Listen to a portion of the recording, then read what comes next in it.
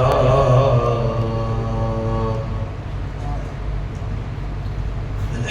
لله رب العالمين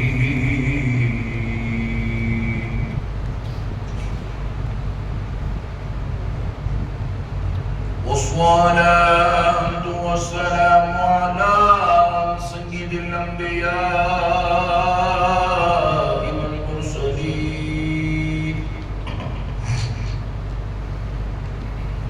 وعلى آله وصحبه أجمعين الأكرمين.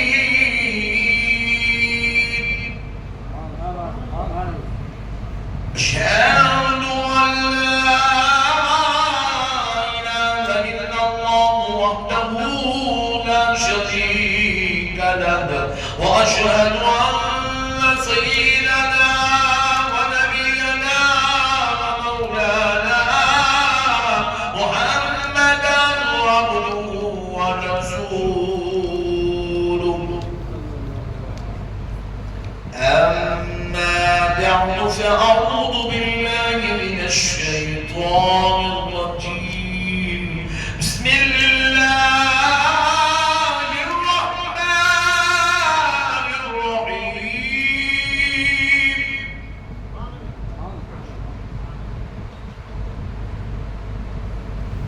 إنما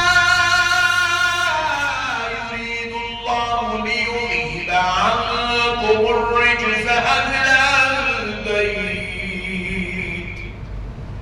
أهل البيت ويطهركم تطهيرا. صدق الله العظيم.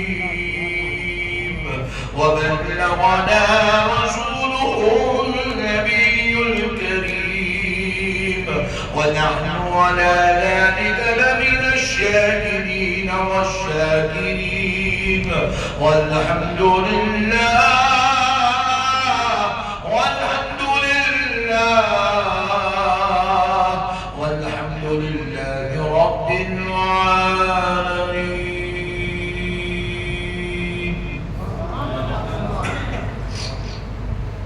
محترم سامعین کرام، معزز بزرگ حضرات اور نوجوان ساتھیوں، بالخصوص اسٹیج پر جلوہ افروز خطیب مسجد حاجہ حضرت علامہ مولانا سید عبدالرحمن حسن قادری صاحب قبلہ مدد اللہ العلی دامت برکاتہ العالیہ، عالم نبیل فاضل جلیل حضرت علامہ انوار احمد صاحب قبلہ مدد اللہ العلی دامت برکاتہ العالیہ، اور ریسرچ سینٹر کے تصوف ریسرچ سینٹر کے روح روا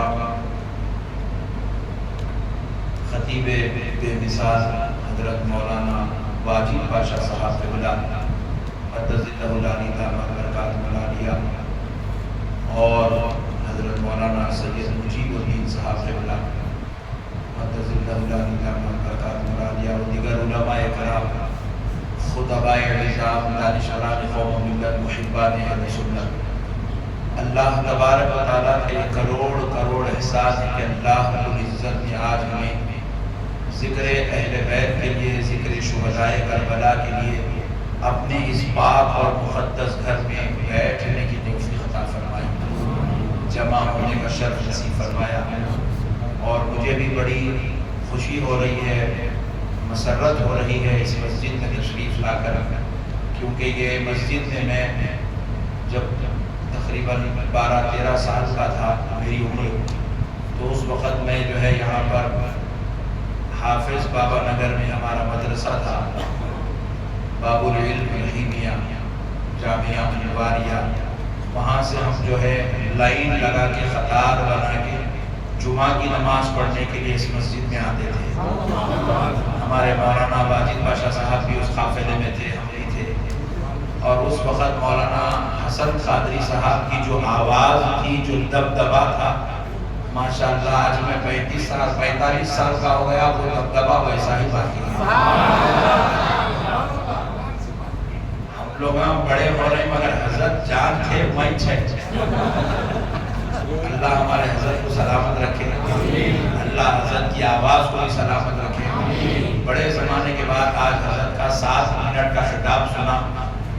7 منٹ میں 70 منٹ کی تقریر حضرت ہے ماشاءاللہ. جب یہ مسجد بہت چھوٹی تھی یہاں بالکل یہاں سامنے وضو خانہ تھا, اب تو ماشاءاللہ آدھی مکہ مسجد کی اتنی ہو گئی ہے. اور اللہ چاہا تو انشاءاللہ اور آپ ایسے ہی آگے بڑھتے جائیں گے, انشاءاللہ یہ چندران بوٹے کی مکہ مسجد بن جائیں گے انشاءاللہ. اور تعریف تو کمیٹی والوں کی کرنا چاہیے جو ایک خطیب کو لے کے چل رہے ہیں. ورنہ ہمارے حیدرآباد کے لوگ کیسے ہر 15 دن کو امام چینج کرتے, ہر ایک مہینے کو خطیب چینج کرتے, دیتے کچھ بھی نہیں, خطیب چینج کرتے رہتے. اور اللہ کا شکر ہے یہاں کے کمیٹی کے لوگ بڑے سمجھدار ہیں, حضرت کا ادب بھی کر رہے ہیں, حضرت سے محبت بھی کر رہے ہیں اور حضرت سے استفادہ بھی کر رہے ہیں ماشاءاللہ. میرے پیارے بزرگوں اور دوستوں, کیونکہ اب بہت تاخیر ہو گئی ہے اور ابھی ایک صدارتی خطاب آپ کو میرے بعد بھی سننا ہے مولانا انوار احمد صاحب اللہ کا انشاءاللہ. تو ہم بغیر کسی اور گفتگو کے انشاءاللہ العزیز ہم جو ہے آپ کی خدمت میں عرض کرتے ہیں اہل بیت کا ذکر بات. دیکھیے پیارے دوستوں, یہ دنیا کا دستور ہے کہ ہر بڑے کی تعریف اس کا چھوٹا کرنا ہے, جیسے ابھی میں کرا. یہ دنیا کا اصول ہے. مرشد کی تعریف مرید کرتا ہے, استاد کی تعریف شاگرد کرتا ہے, باپ کی تعریف بیٹا کرتا ہے, لیڈر کی تعریف ان کے بعد والے کرتے ہیں. دنیا کا اصول ہے. بادشاہ کی تعریف اس کے وزراء کرتے ہیں, حاکم کی تعریف اس کی محبوب کرتے ہیں. لیکن قربان جاؤ امام حسین, تمہاری شان کے صدقے جائیں کہ تمہارے رب نے تم کو کیا مقام عطا فرمایا ہے کہ تمہاری تعریف صرف تمہارے بعد والے ہی نہیں کر رہے ہیں, صرف اخواص تمہاری تعریف نہیں کر رہے ہیں, صرف اقطاب تمہاری تعریف نہیں کر رہے ہیں, صرف اولیاء صالحین تمہاری تعریف نہیں کر رہے ہیں, صرف علماء اور خطباء تمہاری تعریف نہیں کر رہے ہیں, بلکہ اے حسین تم کیا خدمت لے کر آئے ہو, تمہارا نبی تمہاری تعریف کر رہا ہے اور تمہارا خدا قرآن بھیج کر تمہاری تعریف کر رہا ہے. اللہ اللہ ہو کر تعریف کر رہا ہے. انما یرید اللہ لیذھب عنکم الرجس اہل البیت. اللہ اللہ ہو کے حسین کی تعریف کر رہا ہے, حسن کی تعریف کر رہا ہے, مولا علی کی تعریف کر رہا ہے, سیدہ فاطمہ کی تعریف کر رہا ہے. خدا ہو کے کہہ رہا ہے اے بندو سن لو, یہ وہ پاک گھرانہ ہے جس کے رب نے جس کو ہر میل اور کچیل سے پاک کر کے پیدا کیا, ہر میل اور کچیل سے پاک کر دیا. اللہ تعریف کر رہا ہے. اور دیکھو دوستو, یہاں اتنے لوگ بیٹھے ہوئے ہیں, ایک دن دنیا سے رخصت ضرور ہوں گے, مگر رخصت ہونے سے پہلے جتنے نمازاں پڑھنا ہے پورے پڑھیں گے انشاءاللہ. روزے بھی رکھیں گے, نماز بھی پڑھیں گے, زکات بھی دیں گے, حج بھی کریں گے, موقع پڑا تو جہاد بھی کریں گے. لیکن اتنا سب کرنے کے بعد کوئی اپنے آپ کو جنتی نہیں بول سکتا.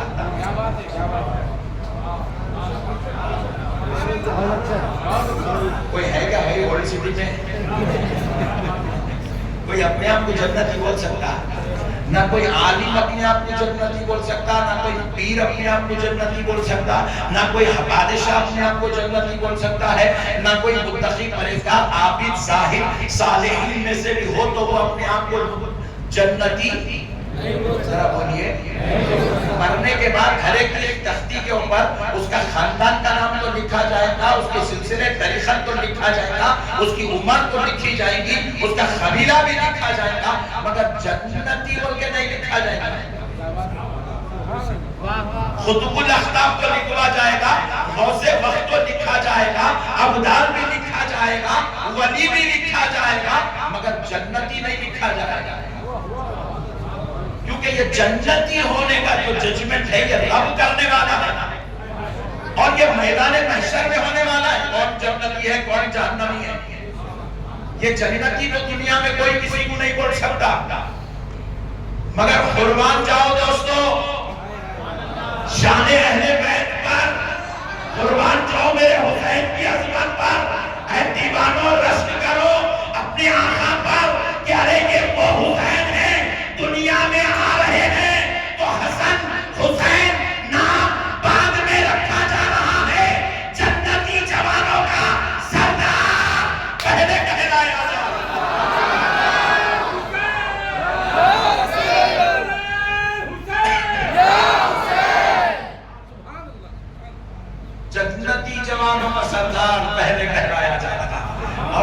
جنتی نے کہلایا جا رہا ہے.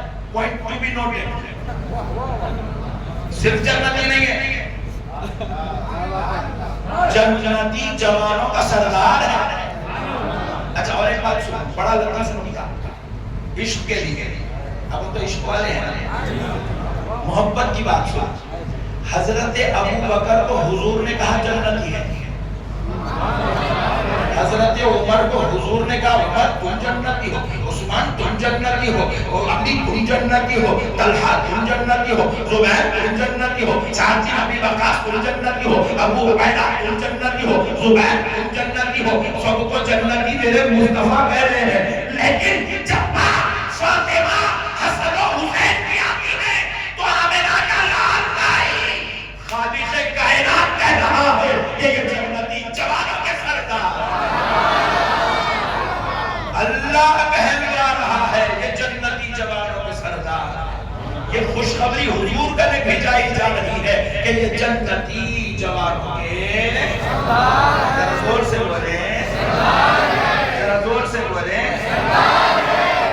میرے بندوں کو جنتی تو کہہ دے اور تیرے گھر والوں کو جنتی میں کہتا. یہ جنتی جوانوں کے سردار. اچھا اور ایک مسئلہ بھی سن لو, سمجھنے کی بات ہے. تو جنت ملتی عمل کرنے کے بعد نہیں, اچھے کام کرے تو جنت ہے, انگاروں پہ ناچے تو نہیں ہے. شرافت کے کام کرے تو جنت ہے, خطرناک کام کرے تو جنت نہیں ہے. شراب پی کے ناچنا ہے بھائی, ارے اچھی کو بھائی پاگل آ گئے. ارے بے وقوف, امام حسین کا جو یزید سے جھگڑا تھا وہ شراب کی وجہ سے تھا, دین کی خلاف ورزی کی وجہ سے جھگڑا تھا. اور آج کل پورے شرابیاں, جواڑیاں, گنجٹیاں, بدمعاشاں, چوراں مل کے انگار پہ ناچ رہے, یا حسین یا حسین یا حسین, حسین کا نشید. اتنا خطرناک ہے. حسین کا گنجٹیوں سے کوئی تعلق نہیں ہے, حسین کا شرابیوں سے کوئی تعلق نہیں ہے. یہ گنجٹیاں شرابیاں وہیں رہیں گے جہاں پر یزید ہوگا, اور حسین کی محبت میں روزہ رہنے والے وہاں رہیں گے جہاں میرا حسین ہوگا. روزہ رکھو مسلمانوں, یہ روزے رکھنے کے دن ہے, یہ جو ہے میرے حسین کے نام پر کھانا کھلانے کے دن ہے, شربت پلانے کے دن ہے, صدقہ خیرات کرنے کا دن ہے, غریبوں, یتیموں, مسکینوں, محتاجوں کی مدد کرنے کا دن ہے, اللہ کے بارگاہ میں تلاوت قرآن کے نذرانے پیش کرنے کا دن ہے, ہر نوافل پڑھ کر امام حسین کو ثواب پہنچانے کا دن ہے, مسجدوں میں بیٹھ کر ذکر حسین کرنے کا دن ہے. دیکھو سنو, ہر ایک کو جنت ملتی ہے عمل کرنے کے بعد. کتنا بھی بڑا دھارکاری ہوگا, نماز میں پڑھا ہوا جنت میں جاتا, بے وقت پڑھنے کے بعد نہیں کرنا. چچورا بنا, یہ نماز نہیں پڑھ رہا, روزے نہیں رکھ رہا, زکات نہیں دے رہا, حج نہیں کر رہا, میں جنت میں جاؤں. اور بعض تو ہماری اہل سنت میں اتنے خطرناک ہوگا, میرا پیر میں تو جنت میں لے جائے گا. تیرا پیر چلے جائے گا, ارے حولے تیرے کہاں سے لے کے جائے گا. چچورا بنا کر رہے, نہ مرشد نماز پڑھ رہا, نہ مریدہ نماز پڑھ رہا, نہ مرشد کا دین ہے, نہ مریدوں کا دین ہے. پورے مل کے بودے, پیلے, کالے, نیلے, کیسے کیسے کچھ کپڑے پہن رہے ہو, جنتی جماعت. یہ ڈینجر طبقے فرقے ہماری اہل سنت میں نکل گئے ہیں. عجیب و غریب شیطانی کاماں کر رہے ہیں, بول رہے ہیں جنت میں جائیں گے. نہیں جائیں گے جنت میں. سن لو, جنت میں وہی جائیں گے جن کا تقویٰ اچھا ہوگا, جن کے پاس عبادات ہوگی, جن کے پاس نبی پاک علیہ السلام کی اتباع و اطاعت ہوگی, جن کے پاس قرآن و حدیث کی تعلیمات ہوگی, وہی جنت میں جائیں گے. آپ کو آپ بھول گئے نہیں کیا نئے نئے باتیں کر رہے مولانا. ہم ایک روایت کا تقریر, یہ موضوع ہوگی, ایک روایت سرکار دادا پیر حضور سیدنا محدث دکن رحمت اللہ علیہ کی سنا دیتا ہوں. ایک روایت سمپل سنا دیتا ہوں, موضوع سے نہیں ہے مگر بات جو چل رہی ہے اس سے اختار ہے. حضرت دادا پیر رحمت اللہ علیہ سرکار محدث دکن عبداللہ شاہ صاحب رحمت اللہ علیہ اپنی کتاب میلاد نامہ میں تحریر فرماتے ہیں کہ ہر جمعہ کو شیاطین کا ایک ٹولہ محلے کے چورستے پر آتا, جیسے ہم چدران گھٹا ہے, چدران گھٹا کے چورستے پہ آتا. یہ حدیث شریف ہے، یہ فیکٹ ہے، ایسا کوئی مذاق نہیں، جوک نہیں، حدیث ہے، رسول اللہ فرمائے ہر جمعہ کو شیاطین کا ٹولہ علاقے کے چورستے پہ اترتا تھا. اترنے کے بعد وہ جو شیاطین کا جو امیر رہتا انہیں پورے شیاطین کو ڈیوائیڈ کرا، تم وہ مسجد کو جاؤ، تم وہ مسجد کو جاؤ، تم وہ مسجد کو جاؤ، تم وہ مسجد کو جاؤ، تم وہ پورے مسجدوں کو ڈیوائیڈ کرا.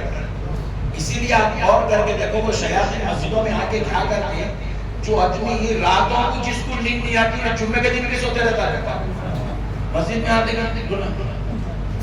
ڈھلکتے رہتا. مطلب سونا نہیں، جس کو نرم گدے پہ نیند نہیں آئی جمعے کے دن مسجد میں آئی تو مطلب کیا؟ شیطان سلا رہا، سو جا پڑھے، سو جا، کہاں نماز پڑھتا، تو نماز پڑھا تو ثواب ملتا، اور ٹیکا لے کے سوتا. فقہی مسئلہ ہے، ٹیکا لے کے سوتے کی وضو گیا، وضو گیا میں نے 2 رکعت پڑھ رہا، بعد میں 6 رکعت پڑھ رہا، پورے 14 پڑھ رہا، وہ کچھ نہیں نماز. شیطان اپنا کام پہچان دیا. اور دوسرے بات خطرناک رہتی ہے، انہوں نے سو رہا نہیں، اس کی نیند نہیں آ رہی تو شیطان کیا کرتا، دوسرا کام پہ لگاتا. ارے آج خطیب صاحب جو ہے 5 منٹ پڑھ کے بیان کر دیے، ہاں بس خطیب صاحب ہوگا ٹائم ہوگا، ہاں سمجھنا شیطان اس کی نیند میں آ گیا. نصیحت سننے کو پسند نہیں ہے، انہیں اچھی بات سننے کو پسند نہیں ہے. تو ہوتا کیا پورے شیاطین مسجدوں میں سے مسجدوں میں تقسیم ہو جاتے ہیں. مگر محدث رحمۃ اللہ علیہ تحریر فرماتے ایک شیطان مسجد کو جا، اس کی ڈیوٹی ڈالی، وہاں نہیں گیا، نہیں جا رہی، وہ چورستے پہ کھیل رہا، چندنا گڈا چورستے پہ کھیل رہا. تو جو ہے آگے اس کا جو دیگر شیاطین جو جا کے مسجدوں میں پورا کام کر کے کسی کا وضو توڑ دیے، کسی کی نماز غلط کر دیے، امام صاحب کو لقمہ لگا دیے، جا کے کچھ کر دیے، پورے کام کر کے جب ان لوگ آ گئے دیکھے پتھروں سے کھیلتے جو بیٹھا ہوا چورستے پہ، کیا ہوا تو جلدی آ گیا، میں گیا اچھا نہیں، ڈیوٹی تھی نا کہ بتا دیتا مسجد کو کہیں بھولے گیا. تو کہتے بھائی میرے کو کیا ضرورت ہے جانے کی؟ تو اتنے میں امیر آیا تو پورے دن کے امیر میں کمپلینٹ کرے، صاحب انہیں گیا ہی نہیں مسجد کو کہیں بھولے تو ڈیوٹی ڈالے بعد انہیں گیا، کیا ضرورت ہے؟ پوچھا امیر پوچھا کیا ہوا جی کیوں نہیں گئے مسجد کو؟ سرکار محدث و جگہ لکھتے ہیں حدیث پاک ہے کہ وہ شیاطین کا وہ جو چیلا تھا انہیں اپنے امیر سے کہتا ہے مجھے اس مسجد میں جانے کی کیا ضرورت ہے جہاں کا جو خطیب ہے وہ مجھ سے بڑا شیطان ہے. بولے وہ کیوں؟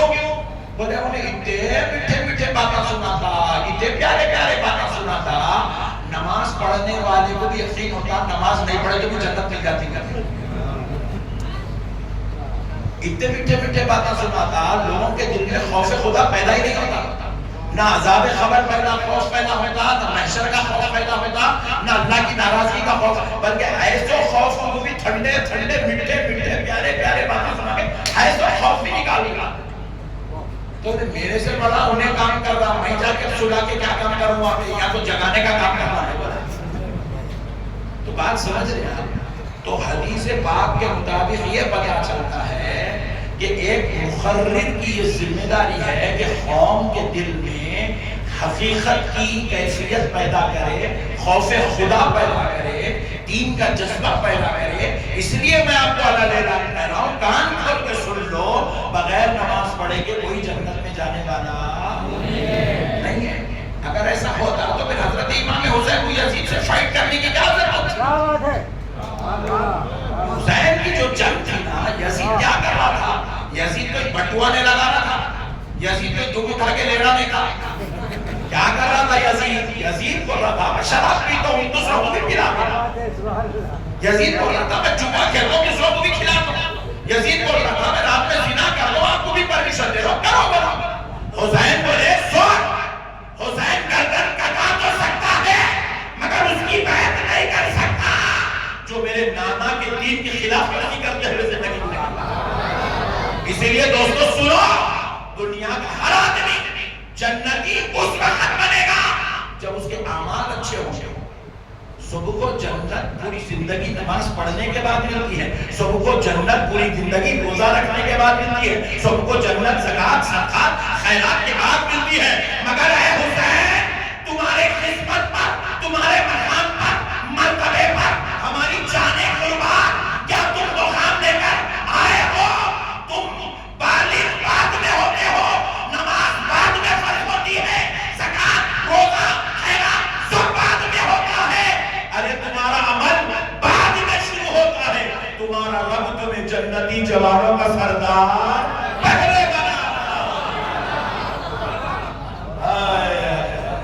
جو لوگ کہتے ہیں ہم اور نبی برابر ہیں، ہم اور اہل بیت برابر ہیں، ہم اور اولیاء برابر ہیں، تو ظالم یہ عمل بعد میں کر رہے ہیں، جنتی جوانوں کے سردار کی شان پہلے حاصل کر رہے ہیں۔ ان کا رب ان کو پیدا کیا ہی ہے جنت کے لیے۔ کس کے لیے ذرا بولیے؟ ایک حدیث پاک سنا تو آپ کا ایمان کر رہا ہو جائے۔ رسول اللہ فرمائے اللہ نے جنت سے کہا اے جنت میں تیرا حسن مکمل کروں گا۔ جنت مکمل تیار ہو گئی۔ جنت نے پوچھا اے اللہ کیا میرا حسن مکمل ہو گیا؟ رب نے کہا نہیں۔ اے جنت تیرا حسن ابھی مکمل نہیں ہوا۔ حضرت آدم اور دیگر انبیاء کا سلسلہ دنیا میں شروع ہو گیا۔ جنت نے پوچھا اے اللہ کیا میرا حسن مکمل ہو گیا؟ رب نے کہا نہیں ہے جنت ابھی تیرا حسن مکمل نہیں ہوا۔ رسول اللہ ارشاد فرماتے ہیں قیامت آ جائے گی، جنت پوچھے گی اللہ کیا میرا حسن مکمل ہوا؟ رب کہے گا نہیں ہے جنت ابھی تیرا حسن مکمل نہیں ہوا۔ پھر جنت پوچھے گی اللہ میرا حسن کب مکمل ہوگا؟ رب کہے گا انتظار کر، ان قریب مکمل کیا جائے گا۔ رسول اللہ فرماتے پھر ایک وقت ایسا آئے گا اللہ کے حکم سے میں علی فاطمہ جنت میں داخل ہو جائیں گے، اور پھر ہمارے ساتھ حسن اور حسین جب جنت میں داخل ہوں گے رب جنت سے کہے گا اے جنت لے حسن بھی آ گیا حسین بھی آ گئے، اب تیرا حسن مکمل ہو گیا۔ حسن جنت کا نام حسین، حسن جنت کا نام حسن ہے۔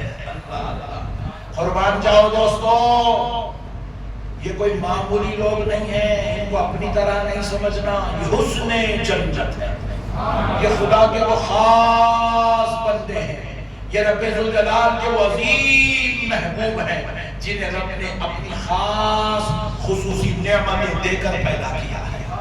میرے پیارے دوستو اب ذرا اور غور کرو، سبحان اللہ، سمجھنے کی بات ہے۔ دیکھو میرے بھائی، ایک طرف یزید ہے، کربلا کے میدان سے ہمیں کیا سبق لینا چاہیے؟ ایک طرف یزید ہے، اس کے ساتھ میں ابن زیاد ہے، ادھر طرف حسین ہے، ان کے ساتھ میں عباس علمبردار ہے۔ سبحان اللہ۔ ابن زیاد اور یزید کلمہ پڑھنے والے ہیں، کوئی یہودی کا نام ابن زیاد نہیں ہے، کوئی عیسائی کا نام یزید نہیں ہے، یہ کلمہ پڑھنے والے ہیں، کلمہ پڑھ رہے ہیں، کبھی کبھی قرآن بھی پڑھ رہے ہیں، نماز بھی پڑھ رہے ہیں۔ جو شمر حضرت امام حسین کی گردن پہ تلوار چلایا، اس ملعون، اس لعین، اس کذاب، اس مردود کے تعلق سے آتا ہے وہ حافظ قرآن تھا۔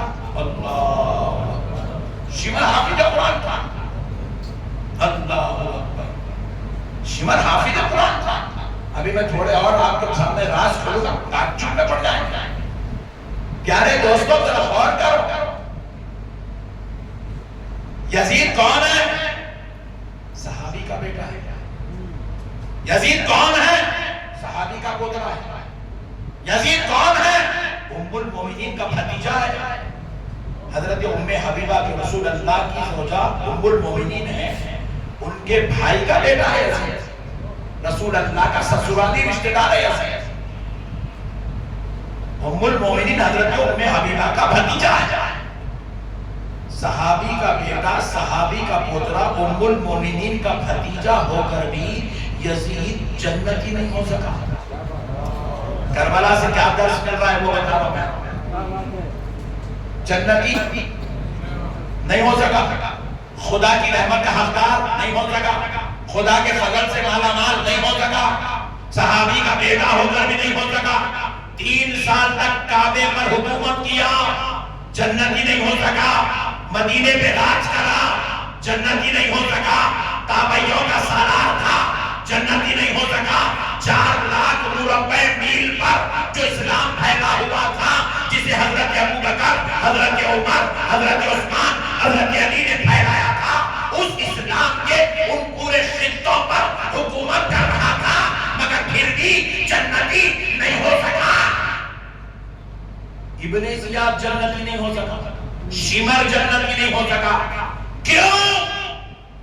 क्योंकि सुनो, ये आले मोहम्मद का गुस्ताख था, इसलिए जन्नती नहीं हो सका। नबी का गुस्ताख, नबी की आल का गुस्ताख कभी जन्नती, जरा जोर से बोलो, और जोर से बोलो। ये नुक्ता आपको इसलिए बता रहा हूं, हमारी सफों में भी कई पट्टे हैं, दाढ़ियां देख के फिसल जा रहे हैं, टोपियां देख के फिसल जा रहे हैं, बातें सुन के फिसल जा रहे हैं, फेसबुक पे बयान देख के उठा जा रहा पट्टा। अरे नादान, उन्हें तो सहाबी का बेटा था, उन्हें जन्नती नहीं हो सका। 4 लाख मुरब्बे मील पे फैले हुए इस्लाम की राजधानी पर बैठकर, मसनद पर बैठकर फतवे देने वाला, उन्हें वो जन्नती नहीं हो सका। नबी का गुस्ताख होकर तू या ओल्ड सिटी में रह के नबी और आले नबी की गुस्ताखी करके तू जन्नती कैसे हो सकता?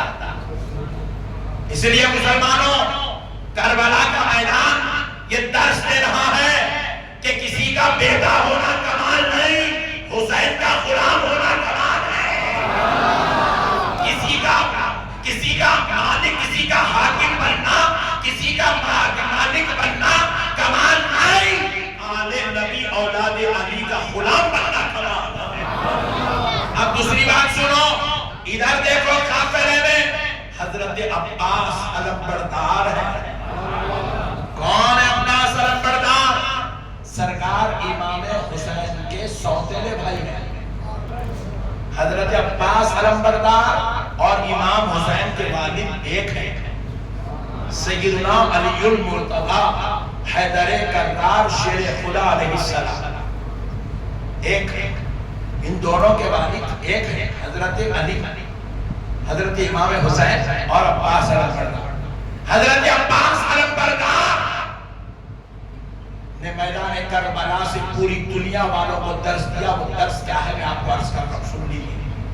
हजरत अब्बास अलमबरदार जब मैदान करबला में गए तो आपके भाई, उनका नाम था अबू बकर, जो हजरत अली के बेटे थे। हजरत अली ने अपने बेटे का नाम अबू बकर रखा था, एक बेटे का नाम उमर रखा था, एक बेटे का नाम अब्दुल्ला रखा था, और एक बेटे का नाम अब्बास रखा था। ये चारों बेटे मैदान करबला में इमाम हुसैन के साथ था, और इनकी वालिदा मोहतरमा हजरत उम्मुल बनीन, जरा बोलो उम्मुल, कभी अपने बच्चों के नाम भी रखो। उम्मुल बनीन ये हजरत अली की ज़ौजा है, इमाम हुसैन और हसन की सौतेली माँ है। सैयदा फातिमा ज़हरा जब दुनिया से रुखसत हुई तो मौला अलीउल मुर्तज़ा ने इनसे निकाह किया। तो हजरत उम्मुल बनीन भी मैदान करबला में तशरीफ लाई थी। अब सुनो बड़ी पते की बात, ये इब्ने ज़ियाद क्या करा, एक लेटर मुल्क शाम में यजीद को लिखा, करबला से लिख के कहा कि मेरे खानदान के 5 लोग हुसैन के काफिले में आ गए हैं, वो मेरे बिल्कुल बहुत अजीज हैं, मैं उनका बहुत एहतराम करता हूँ, इज्जत करता हूँ। मैं चाहता हूं कि आप उन 5 लोगों को अमन दे दें, उनके अमान का ऐलान कर दें, और ये तहरीर पर आप दस्तखत कर दें, मोहर लगा दें। मैं उनको देकर, आपका ये फरमान देकर मैं उनको मदीना भिजवा दूंगा। तो इब्ने ज़ियाद की उस दरखास्त को यजीद ने कबूल किया। कबूल करके वो 5 लोगों के नामों पर मोहर लगा के दस्तखत कर दिया कि इनके लिए अमान है, इनको सलामती से मदीना भिजवा दिया जाए। वो 5 कौन है? हजरत उम्मुल बनीन, हजरत अब्बास अलमबरदार, हजरत अबू बकर, हजरत उमर और हजरत अब्दुल्ला बिन अली। ये 5 हैं। ये 5 के लिए इन्हें इब्ने ज़ियाद का क्यों तड़ा पड़ा? इसलिए तड़ा पड़ा कि इब्ने ज़ियाद हजरत उम्मुल बनीन के भाई का बेटा है।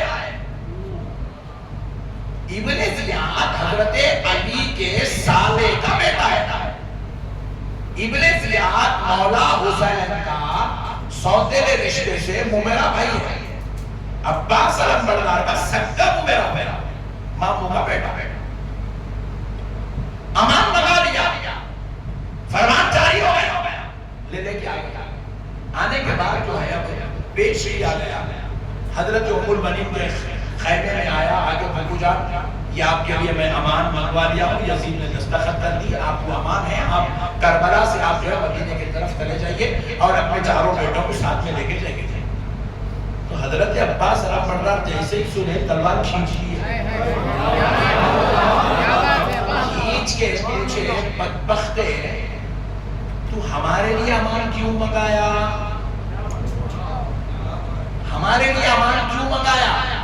تو بولے اس لیے کہ تم میرے پھوپھی کے بیٹے ہو، یہ میری پھوپھو ہے اور تم ان کی اولاد ہو، اور میری پھوپھی سے میں محبت کرتا ہوں اور تم میرے پھپھیرے بھائی ہو، اس لیے تمہارے لیے امان منگایا ہو۔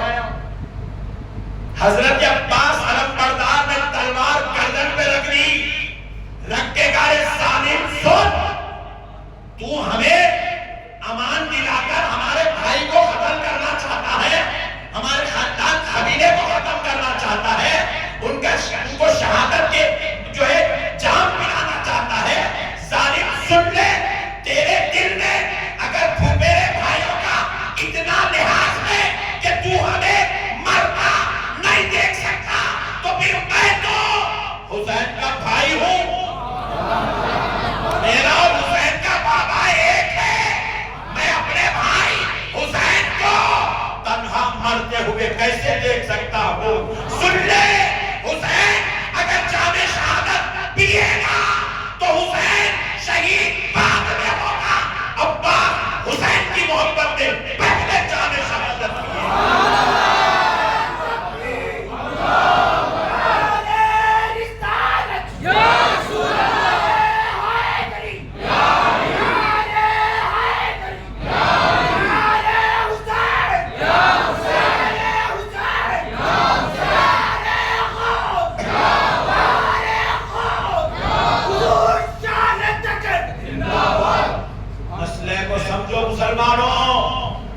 حضرت عباس علم بردار چاہتے، امان کا فرمان آ چکا تھا، آپ جا سکتے تھے، مگر حضرت عباس نے دنیا کو درس دیا، دنیا والوں جان دینا پڑے تو دے دو، مگر خاندان مصطفیٰ کو پیٹھ مت بتاؤ، آل محمد کو پیٹھ مت بتاؤ، اہل بیت سے بغاوت اور غداری مت کرو، ان کی محبت میں مرنا حقیقت میں اسی کا نام جینا لکھا ہے، اسی کا نام جینا، یہ جینا ہے میرے بھائی۔ آج ہمارے حیدرآباد کا ماحول بڑا خراب، بڑا خراب، بڑا خراب، اس سے بھی دوستی کا لڑے گا، بولا میاں خطرناک گستاخ ہے، دن رات بکواس کرتے رہتا ہے، بزرگوں کی گستاخیاں کرتے رہتا ہے، اولیاء اللہ کے بارے میں برا بولتا ہے، اہل بیت کے بارے میں بد الفاظی عطا کرتا ہے، تو اس کو دوست بنائے دامن صاحب کیا ہے، 2 دن کی دنیا ہے صاحب، انہیں 2 دن کے بعد تیرے کو تیسرے دن سیدھا دوزخ میں نہیں چلے جاتا۔ خدا کی قسم مسلمانوں پیمانہ بنا لو، جو نبی کا نہیں وہ ہمارا نہیں، جو نبی کا نہیں وہ ہمارا نہیں، زور سے بولو، جو نبی کا نہیں وہ ہمارا نہیں، جو آل نبی کا نہیں، اللہ کی قسم ہمارا نہیں۔ ابھی میں نے عشرہ مبشرہ میں جس حضرت زبیر کا ذکر کیا تھا، ایک روایت سنا دینا، موضوع سے ہٹ کر ہے، سن لیجیے۔ حضرت زبیر میدان میں ہیں، جنگ کے میدان میں، رسول اللہ بھی ہیں، دیگر صحابہ خلفاء سب ہیں، حضرت زبیر بھی ہیں۔ اسلام کی طرف سے حضرت زبیر کفار کا مقابلہ کرنا اور کفار کی طرف سے اسلام سے مقابلہ کرنے والے کفار میں حضرت زبیر کے والد بھی ہیں، باپ کفر کی طرف سے، بیٹا اسلام کی طرف سے، آمنے سامنا ہو گیا، آمنا سامنا ہو گیا۔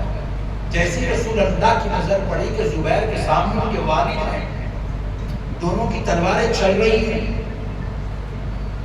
رسول اللہ اپنی تلوار روک دیے، ادھر کفار اپنی تلوار روک دیے، ادھر صحابہ اپنی تلوار روک دیے، ہوگا کیا؟ باپ بیٹا آمنے سامنے ہوئے، ہوگا کیا؟ باپ ضعیف تھا، بیٹا جوان تھے، باپ کی تلوار میں اتنا دم نہیں تھا کہ بیٹے کی تلوار کو برداشت کرتی، باپ کی تلوار ٹوٹ کے نیچے گری، موقع ملا حضرت زبیر نے تلوار اٹھا کر اپنے باپ کے سر پہ یہاں مارے، ایسا تلوار چیر کی ہوئی یہاں تک آئی، یہ آدھا جسم ادھر گرا، یہ جسم ادھر گرا۔ رسول اللہ گھوڑا دوڑا کے حضرت زبیر کے پاس گئے، ان کو پکڑ کے اپنی طرف کھینچ کے اپنے گھوڑے پہ بٹھائے، سینے سے ان کو لگا کے حضور گھوڑا ادھر طرف لے گئے تاکہ وہ باپ کا منظر نہ دیکھ سکے۔ کچھ دیر بعد جب ان کی سانس سنبھلی، انہوں تھمے، تو رسول اللہ نے فرمایا زبیر وہ تمہارا باپ تھا، تم نے اس سے کیوں مقابلہ کیا؟ اس کو چھوڑ دیتے کہ دوسرا ان سے مقابلہ کرنا، تم نے کیوں اپنے باپ سے مقابلہ کیا؟ حضرت زبیر نے کہا اللہ کی قسم یا رسول اللہ، آپ کہہ رہے ہیں تو مجھے یاد آ رہا ہے وہ میرا باپ ہے، ورنہ اللہ کی قسم حضور میں اسے باپ کی شکل میں نہیں، میرے مصطفیٰ کے گستاخ کی شکل میں دیکھا، میں اسے باپ سمجھ کے مقابلہ نہیں کیا، گستاخ رسول سمجھ کے مقابلہ کیا۔ یہ ایمان تھا، یہ کیفیتیں تھی۔ تو ہم 313 تھے تو پوری دنیا پہ بھاری تھے، لیکن جب سے ہم نے لوگوں کو ہاتھ ملانا شروع کر دیا، کٹی بولنا شروع کر دیا، ہم تباہ ہو گئے، برباد ہو گئے، ذلیل ہو گئے، نیست و نابود ہو گئے۔ بڑے بڑے جلسے کر رہے ہیں پاسپورٹ بچانے کے لیے، اللہ کی قسم اتنے بڑے بڑے جلسے ہوئے، ہندوستان کو آزاد کرانے کے لیے اتنے بڑے جلسے نہیں ہوئے، 1947 میں اتنے بڑے جلسے نہیں ہوئے، پاسپورٹ کو بچانے کے لیے جتنے بڑے جلسے ہو رہے، پبلک بھی جمع ہو رہی، مخرجہ بھی جمع ہو رہے، علماء بھی جمع ہو رہے، جا رہے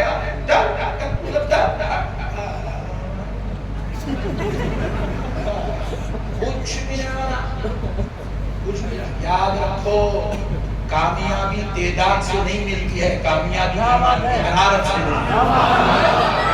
تعداد سے کامیابی نہیں ملتی، ایمان کی حرارت سے کامیابی ملتی۔ میدان کربلا میں یزید 22,000 کے لشکر کے ساتھ تھا، مگر یزید کو کامیابی نہیں ملی، ایمان کی حرارت لے کر 72 آئے تھے، آج تک بھی اسلام زندہ نظر آ رہا۔ ایمان کی حرارت چاہیے، روحانیت چاہیے، روحانیت، تسبیح ہونا ہاتھ میں، تسبیح ہونا ہاتھ میں، دل میں عشق مصطفیٰ ہونا، پیشانیوں و سجدوں کی لذت ہونا، تو کامیابی ملتی۔ آپ تسبیح پڑھنے والے بنے، غریب نواز آئے، نہ تلوار لائے، نہ خنجر لائے، نہ نیزہ لائے، نہ تیر لائے، نہ بھالے لائے، نہ آرمی لائے، نہ فوج لائے، نہ لڑنے والے کو لائے، مگر خدا کی قسم بغل میں مصلی لے کر آئے، ہاتھ میں تسبیح لے کے آئے، جسم میں اطاعت مصطفیٰ لے کے آئے، اور دل میں ایمان کی روشنی لے کر آئے۔ وہ ایمان کی روشنی سے ہوا کیا؟ جس گلی سے میرے غریب نواز گزرتے تھے، کل میں پڑھاتے ہوئے گزر جائے، ایک دو کو نہیں، سرکار معین الدین چشتی نے 90 لاکھ کو کلمہ پڑھایا، 90 لاکھ کو کلمہ پڑھایا۔ ان کے کلمہ پڑھانے کا صدقہ یہ ہے، آج ہم ہمارے علاقے میں کونسلر نہیں بنا سکتے، کونسلر اولڈ سٹی کو چھوڑ کے بڑھ رہا ہوں، کونسلر نہیں بنا۔ میرے علاقے کی بات کرو، میں نیو سٹی میں رہتا ہوں، میرے علاقے میں مسلمان کو کونسلر بنانا پڑے تو پورے مسلمان نیچے منڈی اوپر کھڑا کرنے کے نہیں بن رہا، کونسلر مسلمان نہیں بن رہا، ایک کونسلر نہیں بنا سک رہے، ایم ایل تو دور کی بات ہے۔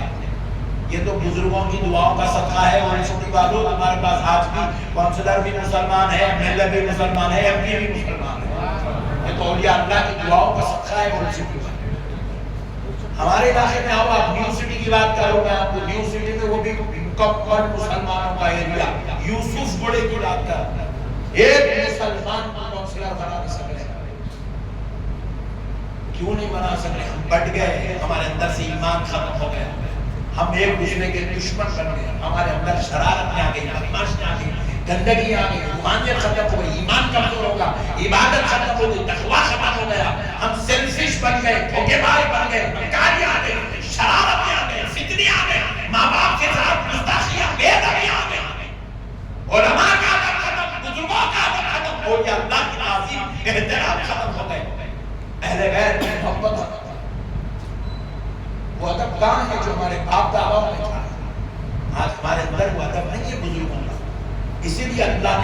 حکومت سلطنت چھین لی، مگر سنو غریب نواز تنہا آئے تھے، ایک دو بنائی 90 لاکھ کو کلمہ پڑھائے، اور وہ 90 لاکھ سے دین ایسا پھیلا، ایسا پھیلا، ایسا پھیلا، 900 سال تک یہ ہندوستان پر مسلمان راج کرتے رہے، 900 سال تک، بلکہ 1000 سال تک مسلمانوں کی یہاں پہ راج چلتے رہے، حکومت مسلمانوں کی تھی، بادشاہ مسلمانوں کی تھی، عمارتیں مسلمانوں کی تھی، دبدبہ مسلمانوں کا تھا۔ جب ہم بھی ادب ہو گئے، گستاخ ہو گئے، ایمان کی حرارت کمزور ہو گئی، روحانیت ختم ہو گئی، اولیاء اور اہل بیت کا ادب دلوں سے نکل گیا، اللہ نے ہم سے حکومت بھی چھین لی، علم بھی چھین لیا، دبدبہ بھی چھین لیا، مقام بھی چھین لیا، مرتبے بھی چھین لیا۔ 70 سال ہو گئے یہ نعمت ہمارے ہاتھ میں سے چلی گئی۔ مسلموں کو سمجھو، مسلمان دین سمجھداری کا نام ہے، مسلمانوں مسلموں کو سمجھو۔ آج ہم یہ چیزوں کو سمجھنے کی ضرورت ہے۔ آؤ دوستو، اب میں ایک اور بات آپ سے عرض کرتا ہوں، کیا ہے حسین؟ دیکھو دوستو، ہر نبی آئے گا، ہمارے نبی آخری ہیں، ہمارے نبی سے پہلے پیغمبر تشریف لائے، رسول تشریف لائے، ہر رسول آتے، رسول کے ساتھ شریعت بھی آتی، کتاب بھی آتی، قانون بھی آتا، اسلام بھی آتا، تعلیمات بھی آتی، اچھی بات بھی آتی، سب آتا۔ جیسے ہی رسول دنیا سے رخصت ہوتے، ان کی لائی ہوئی کتاب ختم، ان کا قانون ختم، ان کی شریعت ختم، ان کا دین ختم، ان کی لائی ہوئی باتیں ختم، پورا ایسا مٹ جاتا، سب ایسا ختم ہو جاتا، دیکھنے میں محسوس ہوتا کہ ہر طرف خالی کفرستان ہی کفرستان ہے۔ حضرت ابراہیم آئے، سب کچھ لائے، حضرت ابراہیم دنیا سے رخصت ہوئے، سب کچھ ختم۔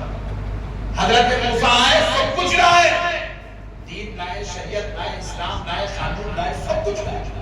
حضرت موسیٰ دنیا سے رخصت ہوئے، حضرت موسیٰ کا لایا ہوا سارا نظام ختم۔ اگر ذرا غور کرو مسلمان، پیارے مصطفیٰ تشریف لائے،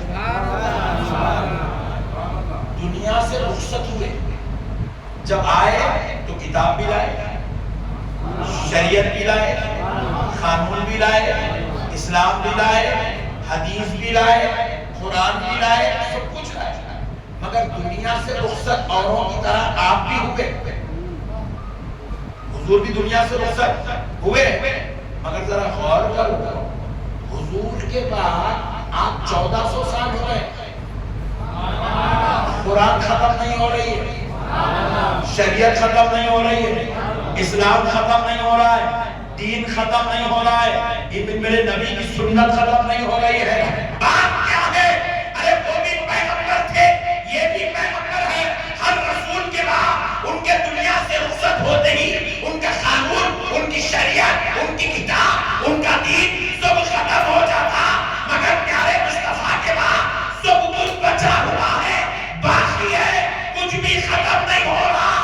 آج بھی اذانوں سے، آج بھی میناروں سے اذان زندہ ہے، منبروں میں، محرابوں میں خطبے اور قرآن کی تلاوت زندہ ہے، مسجدوں میں نماز زندہ ہے، ماؤں کے چہروں پر پردہ زندہ ہے، ارے آج بھی حلال کا کھانا زندہ ہے۔ بات کیا ہے؟ تو جواب ملا، ہر پیغمبر آتے تو تھے، قرآن، کتاب، شریعت سب کچھ لاتے تھے، مگر بچانے والا حسین نہیں لاتے تھے۔ مصطفیٰ کتاب بھی لا رہے ہیں، شریعت بھی لا رہے ہیں، دین بھی لا رہے ہیں، تو بچانے والا حسین بھی ساتھ میں لا رہے ہیں، بچانے والا حسین ساتھ میں لا رہے ہیں۔ اسی لیے تو میرے مصطفیٰ نے کہا الحسین منی، میرے مصطفیٰ نے کیا کہا؟ الحسین منی وَأَنَا مِنَ الْحُسْنِ، وَأَنَا مِنَ الْحُسْنِ۔ سبحان اللہ، اس کو بتاتا ہوں کیا چیز ہے، ذرا غور کر کے دیکھیں۔ حضرت امام حسین کربلا میں آئے،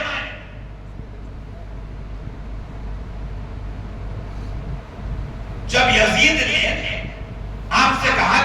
کر لو امن دیا جائے گا۔ حسین نے کہا جان دوں گا بیعت میں کروں گا۔ تم جیسے فاسق و فاجر ظالم کے ہاتھ میں بیعت نہیں کی جاتی ہے، تو بدبخت ہے، ملعون ہے، شیطان ہے، لعین ہے، تیرے ہاتھ میں بیعت نہیں کی جائے گی۔ ذرا غور کرو پیارے دوستو، حضرت امام حسین جب بیعت نہیں کیے، یزید نے ابن زیاد سے کہہ دیا کہ ان کو قتل کر دیا جائے۔ اب حضرت امام حسین رضی اللہ تعالیٰ عنہ کی راہ میں ایک ایک شہزادے کو پیش کر رہے ہیں اور ایک ایک لاش آتے جا رہی ہے۔ اللہ کا شکر ادا کرے، اللہ تیرا شکر ہے تو نے ابی اصغر کو قبول کر دیا، اے اللہ تیرا شکر ہے تو نے ابی اکبر کو خوش کر دیا، قبول کر دیا، اے اللہ تیرا شکر ہے تو نے عباس علمبردار کو قبول کر دیا، اے اللہ تیرا شکر ہے تو نے اکبر اور قاسم کو قبول کر لیا، اے اللہ تیرا شکر ہے تو نے اول و محمد کو قبول کر لیا۔ ایسے کہتے ہوئے شکر ادا کرتے جا رہے ہیں اور صبر کرتے جا رہے ہیں، نہ پیشانی پہ بلا رہا ہے، نہ زبان پہ شکوہ آ رہا ہے، نہ کوئی شکایت ہو رہی ہے، اللہ کی بارگاہ میں سجدہ شکر کرتے جا رہے ہیں اور ایک ایک جوان کو پیش کرتے جا رہے ہیں۔ جب سب شہید ہو گئے، اب باری آئی سرکار امام حسین کی۔ مولا حسین جامع شہادت لینے کے لیے میدان کربلا میں، جب میدان کربلا میں حسین گئے، جسم پر 360 تیر اور تلوار کے زخم ہے، تیریں کھسی ہوئی 70 سے زائد تیر جس میں حسین کے پیوست اس کو نکالا نہیں جا سکتا۔ ایسے حال میں سرکار امام حسین وقت نماز آیا، نماز کے لیے جب آپ سجدے میں تشریف لے گئے، نماز کی حالت میں جب آپ سجدے میں گئے، ملعون شمر آپ کی گردن پر تلوار چلانے لگا، خنجر چلانے لگا، گردن مبارکہ کٹ رہی تھی، خون حسین گر رہا تھا۔ رب ذوالجلال نے اس خطرے خون حسین کو سنبھالا۔ رب ذوالجلال دست میں اس خون حسین کو سنبھالا۔ پوچھا حسین اس خون کے بدلے میں کیا چاہیے؟ یہ وہ خدا ہے جو آپ کو محبوب 2 رکعت پڑھے تو ثواب دیے بغیر نہیں جانے دیتا مسجد سے۔ ہماری 2 رکعت بھی اللہ رد نہیں کرتا، ثواب دے کے بھیجتا، جو مانگے وہ جھولی میں ڈال کے بھیجتا۔ ہم 2 رکعت پڑھے تو اللہ رد نہیں کرتا، ہم جیسے خطاکار گناہگار وہ تو محبوب خدا ہے، وہ محبوب خدا کا محبوب ہے۔ ان کی گردن کٹانے اتنی قربانیوں کو رب رد کیسے کرے گا؟ حضرت امام حسین سے رب نے پوچھا حسین اس خون کے بدلے میں کیا چاہیے؟ حضرت حسین نے یہ نہیں کہا اے اللہ میری اولاد کو یہ دے دے، میرے خاندان کو یہ دے دے، میرے قبیلے کو یہ دے دے، میرے رشتہ داروں کو یہ دے دے، مجھے یہ مقام دے دے۔ اللہ کی قسم حسین نے یہ نہیں کہا، حسین نے کہا اے اللہ اگر تجھے حسین کا خون قبول ہے اور تو بدلے میں کچھ دینا چاہتا ہے تو بس اتنا دے دے، قیامت کی صبح تک نانا محمد کے دین کو زندگی عطا فرما، نانا کے دین کو زندگی۔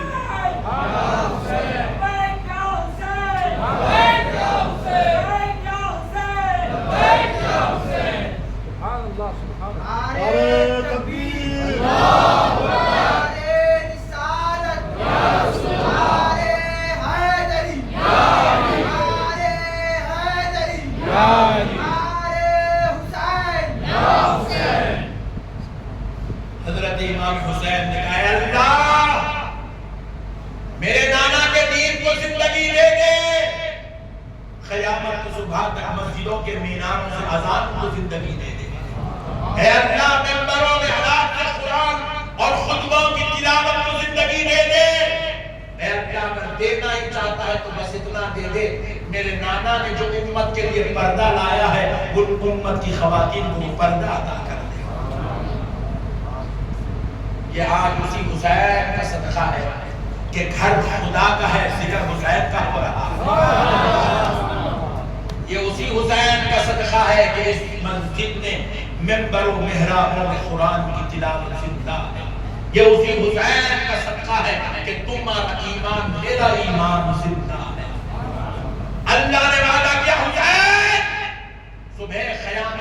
کتنے انقلاب آئیں گے لیکن تیرے نانا کا دین ضرور زندہ رہے گا۔ اسی لیے ہر نبی کے بعد دین ختم ہو جاتا تھا، مگر پیارے مصطفیٰ کے بعد یہ دین ختم نہیں ہو رہا۔ اسی لیے میرے مصطفیٰ نے کہا الحسین منی۔ دیکھو یہ بات تو سمجھ میں آتی، حسین مجھ سے ہے، حسین پیدا ہوئے